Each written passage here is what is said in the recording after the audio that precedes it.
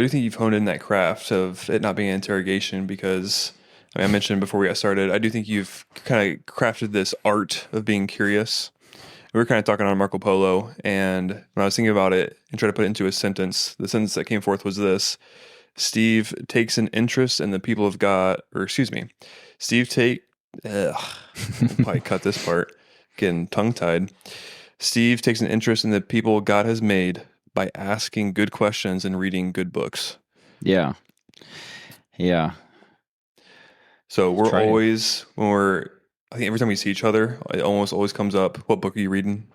What's informing you right now? Yeah. And you'd mentioned a big reason you like to ask what books people are reading is because you want to try to understand how they're thinking through life. It's not just a intellectual exercise of, oh, you're reading Plato or you're reading, this theology textbook. It's, hey, I want to know what is informing your perspective, your worldview, and how you process and navigate church, personal life, conflict, marriage, so on and so forth. Mm-hmm. It seems from your childhood that's always kind of been there, taking an interest in people. You just want to speak to that generally, and then I'll ask some follow-up questions. Yeah. Well, again, I would say I didn't initially have this sense of curiosity with other people, or it was very self-oriented. Mm-hmm. I wanted people around because it made me happy, not because I was interested in them. But I've always had a sense of I want to hang out with people. I want to interact with people. That's just how God has made me in a lot of ways. So that's just intuitive. Mm-hmm. But it wasn't until I started thinking about why do I like hanging out with certain people and why are other people more draining? Mm-hmm. And trying to saying, well, maybe it's a me problem. Maybe I just don't really know them very well. And so I don't know when I started really thinking hard about this, but God is the most interesting being in the world, and we will never exhaust understanding him better and delighting in him. Eternity, we will constantly grow in our understanding of how great God is. Second to that, though, is God has made us in his image. Mm-hmm. And so it is just, it's also interesting because we are made in God's image that we would find connection and there would be glimpses of praising God, just like, again, looking out in creation and seeing there's so much delight and beauty, and that's because it's a reflection of who God is. And so I've really tried to say, well, if that's true, man, I really need to get to know people better. And how do I do that? How do I truly get to know people? Well, I know this much. You can't just ask people point blank questions like, what's your deepest fear? That doesn't go very well. Or when's the last time you've cried? Those are not questions that are going to just engender a sense of trust. It takes time. There's some on-ramps. Mm-hmm. But that is the first pillar, if you will, is because I want to grow my relationship with God. And Jesus says again in the two greatest commandments, love God and love neighbor. Mm-hmm. An aspect of loving your neighbor is being interested in them. Mm-hmm. For good and for ill, for their weaknesses and their strengths, being genuinely interested in other people is a command. It's how we were designed. We were to love God, and we're supposed to love others around us as well. And then it might seem odd to some people to saying, well, what does that have to do with books? Because it might seem weird. So you're interested in people. Why would you be interested in books? So it seem like they go against each other, because reading a book, I guess you can do it in public. You could read out loud to other people, but most people read books silently or they're listening to them. And so I see it as books to me are windows into a person's thought life on a particular topic. It's almost a conversation with somebody. It's a one-way conversation, but you are, I think the best sense, you should be thinking, well, do I agree with this? Why? Or how is this helping me shape my own thinking about the world, or how I want to change how I live in the world? Mm-hmm. I've heard it say, again, stupidity in one sense is reading something and not changing from it. I mean, it's ridiculous. Why are you going through this? And so I have been shaped so much because early on in my life, I did not read a lot of books. I did not find it interesting. So I feel like I'm always catching up. Yeah. And it's such a window. Again, I don't remember who I heard this from, but, wisdom is learning from other people's mistakes. And you could say learning from other people's life. Being smart is learning from your own mistakes. Mm-hmm. But true wisdom is trying to pull from a community of people and taking it in. I mean, that's a blessing that we can learn. And books is a ready-made way where we actually can go back, if you will, in time and learn from people that aren't even around. And so because people have lived long lives and have articulated how they've thought, and we have this history of people saying how this person explained the human condition is one of the best ways I've ever heard it described in a book.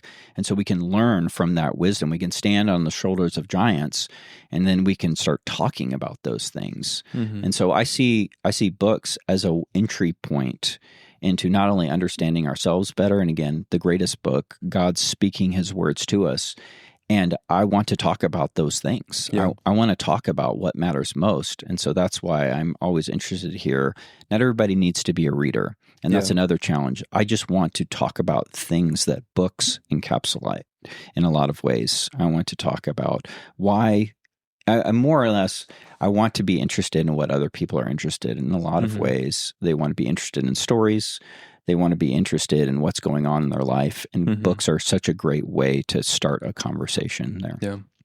You mentioned earlier, things are oftentimes caught, not taught. Yeah. This is one thing that you've helped me with. It's not necessarily something that you've sat down, given a Sunday school class over, though we have talked about it, but just seeing you in conversations, whether it's kind of seeing it from afar or just engaging with you personally, I see in myself this struggle where I even recently, I just end up almost punching myself because I'll finish a conversation with somebody, whether it's a client for my business or whether it's a friend from church.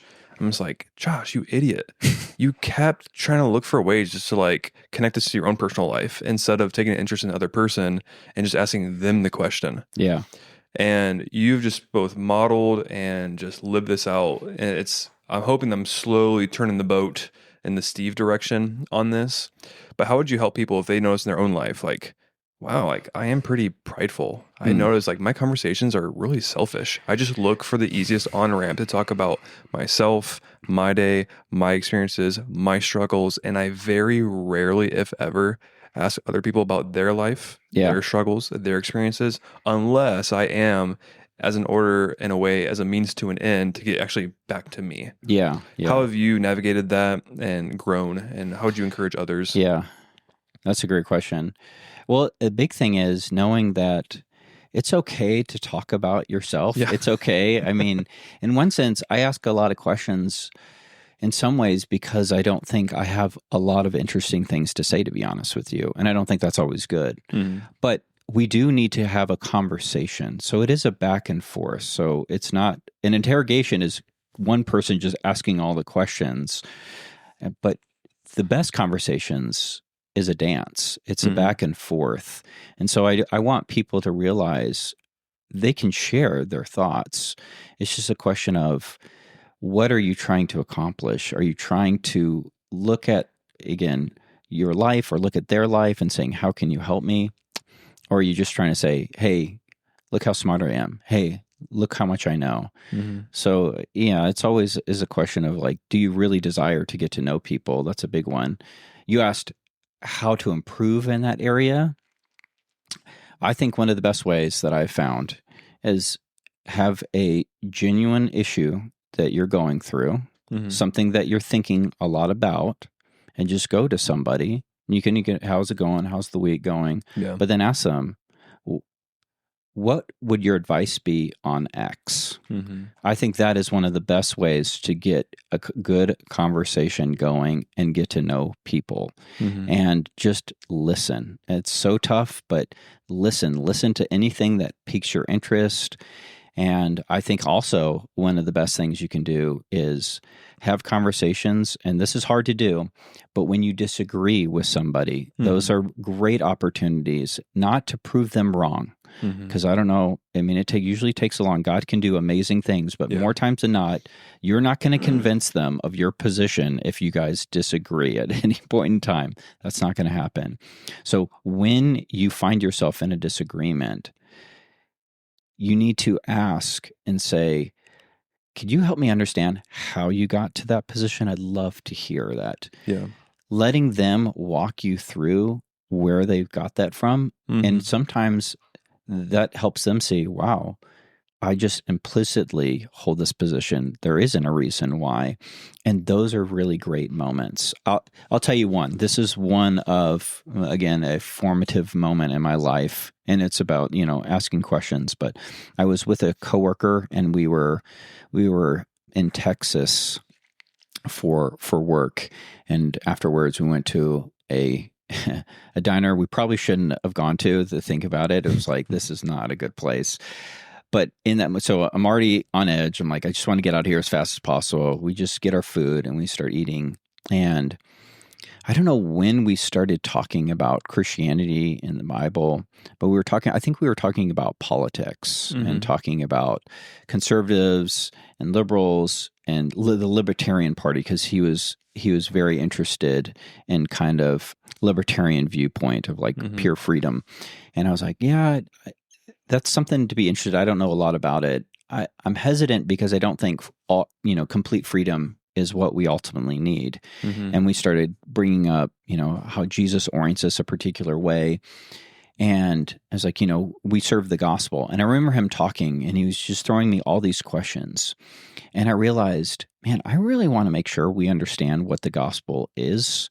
And I thought in that moment, again, God was kind. It wasn't a gotcha question. It was like, I really want to know what he thinks the gospel is. And so I asked him, I said, hey, could you just tell me real quick, what's the gospel to you? Like, how would you define the gospel? And man, that was 10 seconds, maybe 15 seconds of silence. He just kind of, his eyes opened up. Yeah. He just looked at me. I could tell he was thinking.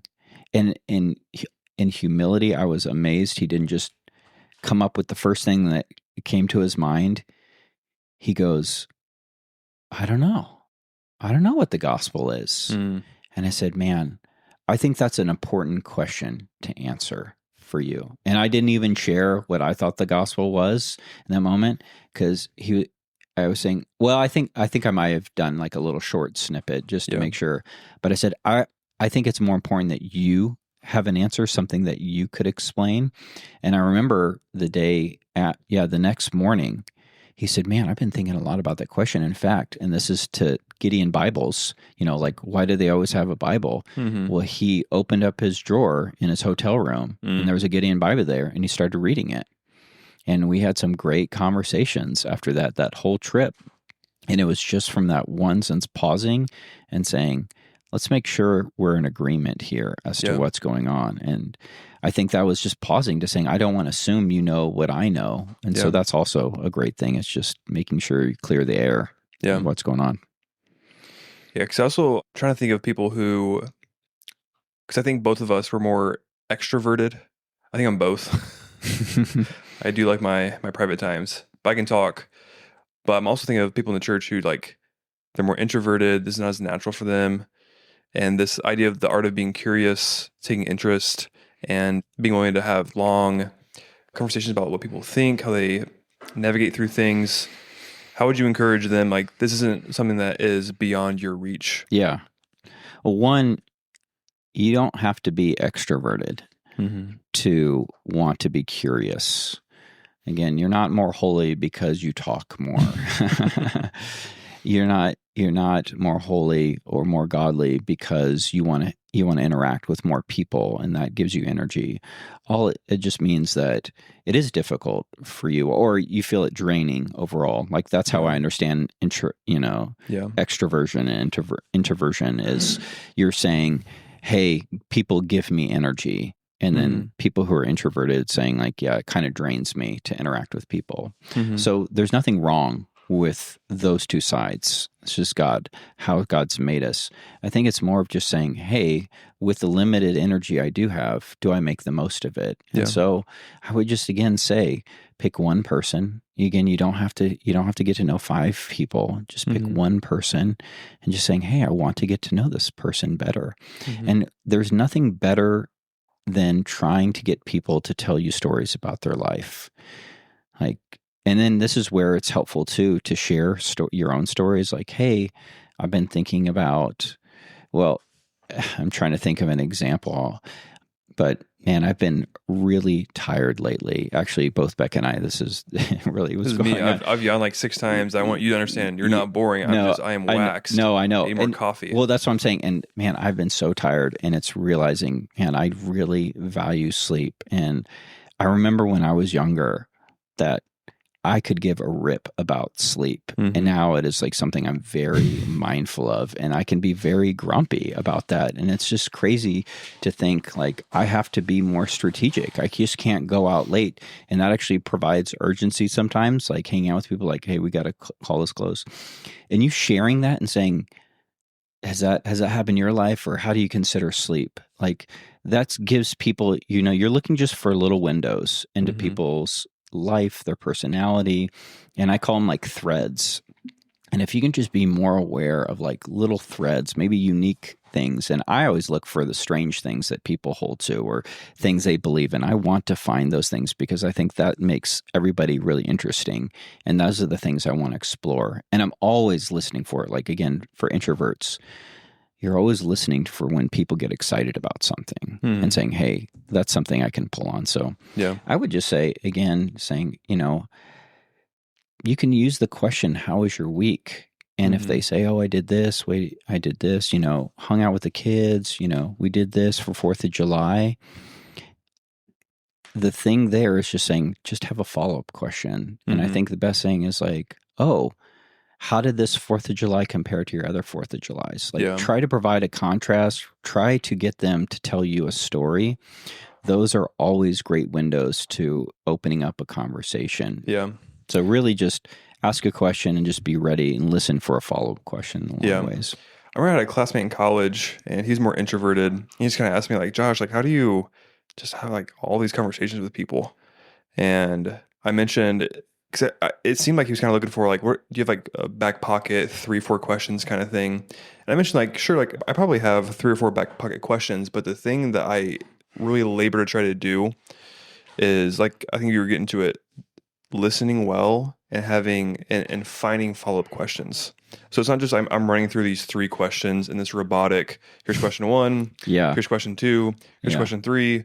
Well, you just finished question 3, so this conversation is now over. I'll talk to you next week kind of thing. It's, hey, I got these 3 kind of home bases, but to use your terminology, I'm trying to like use my glasses as I'm talking and look for those threads. Yeah. And how can I pull on that thread? And that thread's going to give me now 15 follow-up questions to pull on, to ask, to take interest in.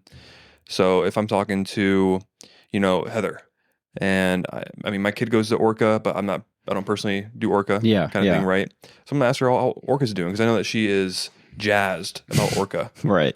If I'm talking to Wendy Lamont, I know next to nothing about art.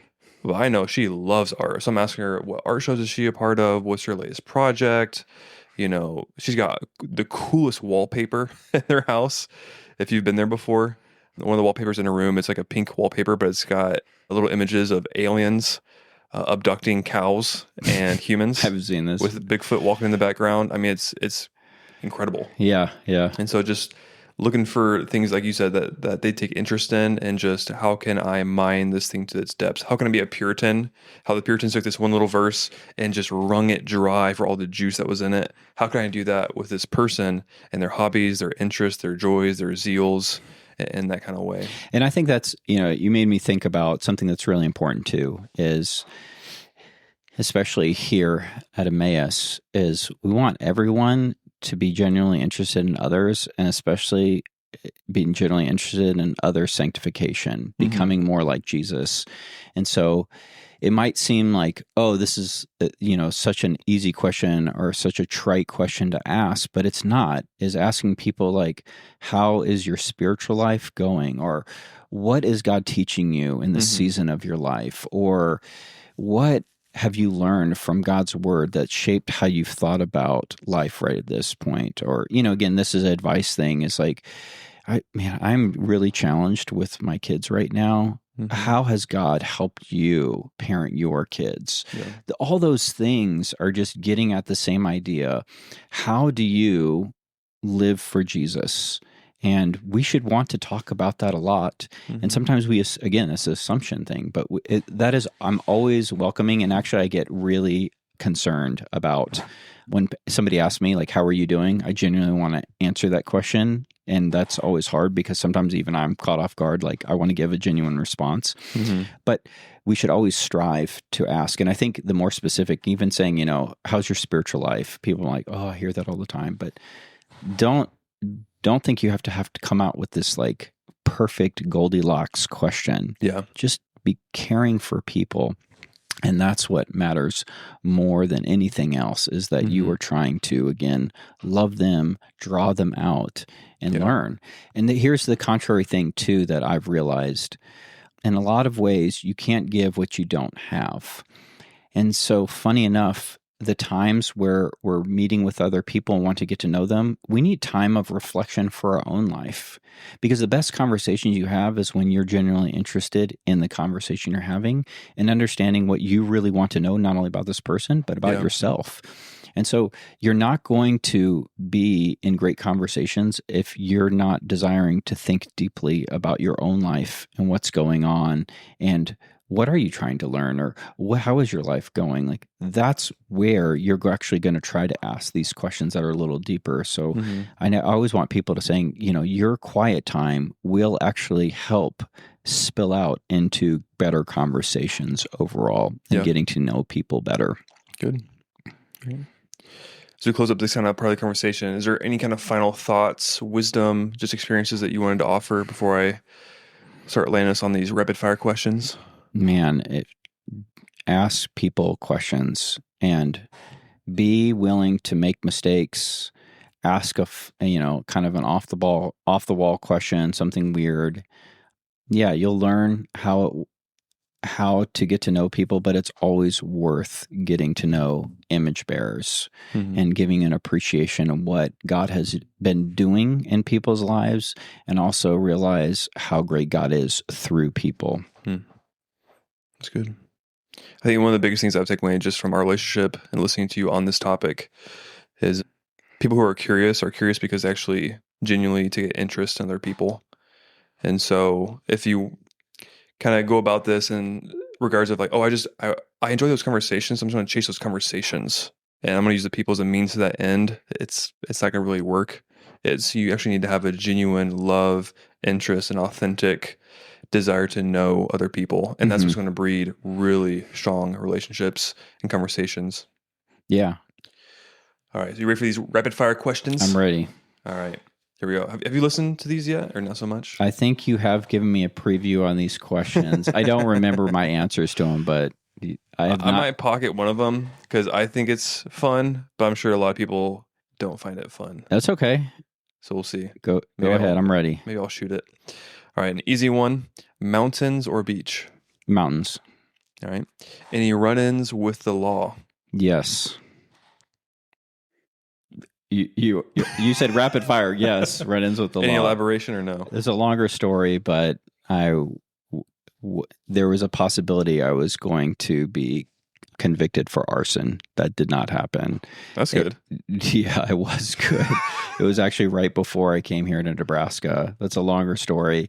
Lit a porta potty on fire. That was not wise. Great. Well, people from Emmaus, if you'd love to ask, if you're wondering what question could I ask Steve next time I see him, ask him why or how he did not set a porta potty. I think a lot of people have heard that story, to be honest with you. Are you serious? Yes. How have I not heard this? Well, we'll talk. We spend a lot of time together. Yeah, sorry. I try to avoid it. All right.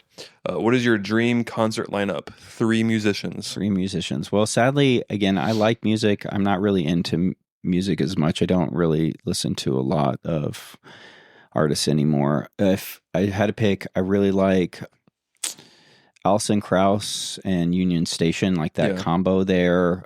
Yeah. John Mayer is somebody that I think is really, really thoughtful. Man, who else would I pick as like a dream lineup? Man. I heard Eli has a singing voice. You want to hear him do some solos? Yeah, I mean, yeah, I would love to hear Eli sing. Yeah, I can't think of any. Those are the two that really linger. I mean, there's always like smattering of songs. I love songs that tell stories. Funny enough, Yeah. it might be good or it'd probably be cool. I don't know. I don't listen to a ton of them, but what is it? The Wiggles? The Wiggles. Yeah, no. Hotel California. Okay. Who? The Eagles? The Eagles. Yeah. Listen to the Eagles. There you go. Great. All right, we're just going to send it. If listeners, if you don't like this question, please leave us not a comment, because it'd probably be a 1-star. Just text me personally. Would you rather fight a horse-sized duck or 100 duck-sized horses? Duck. Say that again. All right. Horse-sized duck. A single horse-sized duck, so a really big duck. Yeah. Or 100 duck-sized horses. Yeah, the second one, all the little ones. I'm just terrified of the pecking power of that horse-sized duck. Yeah, I'm not doing it. Yeah, I think anything smaller than you feel, even if it's not true, they would just destroy you. Just knowing they're smaller gives you a false sense of hope. Even that, I'm like, okay, I think I could handle this. How about this? For you, would you rather have to wrestle Eli or 100 Abels? That would probably be I'd wrestle Eli. Because 100 Abels, I would get destroyed. Wow. Yeah, 100 Abels. I hope Abel can listen to this. Yeah, he would go through any and all tactics to defeat me, for sure. Yes, I'm very afraid of 100 Abels. That would be scary. I think Becca is too. Yeah. What is your most recent I'm getting old moment? The fact that I'm excited to go to bed every night. That's like the highlight. That's a very I'm old moment. Yeah. There you go. What is your favorite family tradition? I really like how we have structured Christmas, where we don't get our kids any gifts that comes from the grandparents. We have experiences, and those have always the kids still talk about the certain experiences we've had. So making memories through that has been wonderful. Yeah. If you were a piece of furniture, what would you be? See, this one I was ready for. I think I would say a bookshelf. There we go. Yeah. You and Dr. Schleifer are bookshelves. Yeah. There we go. Isaac said he wanted to be a coffee table. Okay. I believe. Anyways, it's better than Luke and Zach lounge chair and a barber chair. Okay. I was thinking more of something that moves around a lot as furniture, but there's really not anything that I guess a chair moves around, just because you're going to be in one place for a very long time. Yeah, it's true. Yeah. What hymn do you want sung at your funeral? What hymn do I want? I think It Is Well With My Soul.